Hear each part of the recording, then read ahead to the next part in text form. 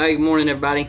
Reading in First Peter this week, and I'm actually back. I'm staying in Genesis. I don't know why, but Genesis has really been speaking to me a lot lately. But I like to read both, throughout my studies. But I'm in First Peter right now, and it's strange to me how God can speak to us, when we're studying that. It just seems like I'll read something in the Old Testament, and then I'll go to do my studying in my New Testament. It's just like, wow, man, this is just exactly goes together exactly the way I needed it to.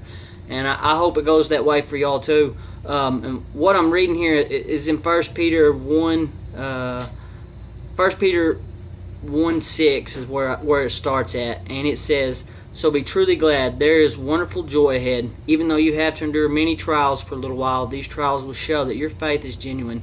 It is being tested as fire tests and purifies gold, though your faith is far more precious than mere gold. So when your faith remains strong through many trials, it will bring you much praise and glory and honor on the day when Jesus Christ is revealed to the whole world." So here's where I'm at on this.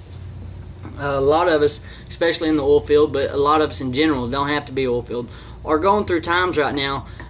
It seems like there's no end. It's just like things are getting terrible, and the world's coming in. Jobs are terrible, especially like I said, oil field. We rely so much on our money. I do the same thing. We rely on that because that's what we feel. We need to survive is money, and that does help. Anybody that says it doesn't is lying. But what the main part is to center your faith on Christ and to be focused on God. And whenever we don't have that money, God's still going to be there. And when we do have that money, God's still going to be there. And we got to remember that's what we're called to do. That's the most important thing. All this other stuff is just extra, And when it says these trials will show that your faith is genuine, it is being tested as fire tests and purifies gold. That's what, we're being tested. All of us that are down and out, all of us that don't have jobs, all of us that are hurting or we're going through times with our family members that are sick, or we've lost loved ones. These trials, they're testing our faith, and we're going to get there. There is light at the end of the tunnel, and it says there's a wonderful joy ahead, even though you have to endure many trials for a little while. And given in this instance right here, Peter's talking to them, and he's telling them, he's talking to Christians who had been persecuted that were losing their life, not just their jobs. He was talking to the Jews who were scattered all across Asia. He was writing to them, and telling them, hey, you got to have faith, you got to have endurance, you got to keep it up. And it applies to today's situations as well, given it's on a different scale. It still doesn't take away the meaning, and it says these trials will show your faith is genuine. We got to have genuine faith, and I know that's easier said than done. Believe me, I do, because whenever things get sketchy out here, I talk this stuff all the time, and still, the flesh part of you, it'll get you. But we got to rely on our prayer, and we got to fall back on that. We got to remember what the Bible tells us.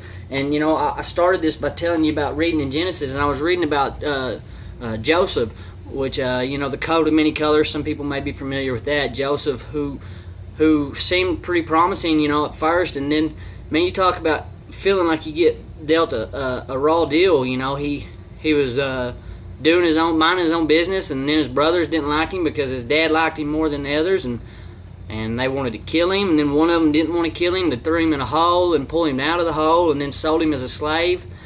And man, you talk about really losing faith. If you're ever going to lose your faith, that's your time to lose it, man. This is terrible. My own brothers, they want to get rid of me.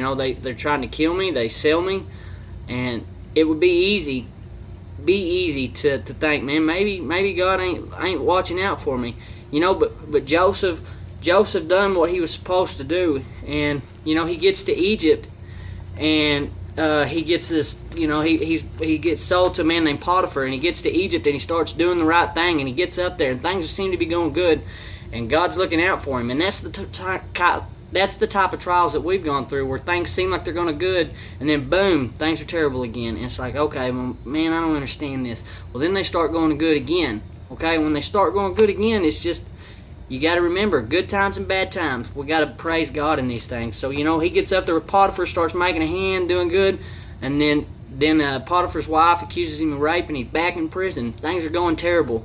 Things aren't good, but he keeps the faith, and the little jobs, the little things that God tells him to do, he keeps doing. and it pays off. God again blesses him. And if you don't know the story, I encourage you to read it. I'm in Genesis 39 right now, and it's talking about, well, that's a good place to start. That's where he's with Potiphar in his house. But anyhow, you might check that out, and you can see the blessings when he goes through these trials, just as we go through these trials every day. You can see that, and kind of look at his situation, and maybe try to relate it to what your current situation will be. Given, I hope it's not on the same scale, because that's terrible what he went through. But we're all going through that, and we all have the same feelings that he felt. So know that there is joy ahead, wonderful joy ahead. Actually, is what Peter tells us. So have faith, keep praying, don't lose the faith. Understand that God's with us always, and we got to make sure that He's the most important thing in our life, not the troubles. God's bigger than anything. Keep the faith, keep praying, don't give up. I hope everybody done that last week that watched the video, with the piece of paper, and keep praying for the oil field. Pray for all those overseas, and happy Veterans Day earlier this week, and Marine Corps birthday. Hoorah. Take care.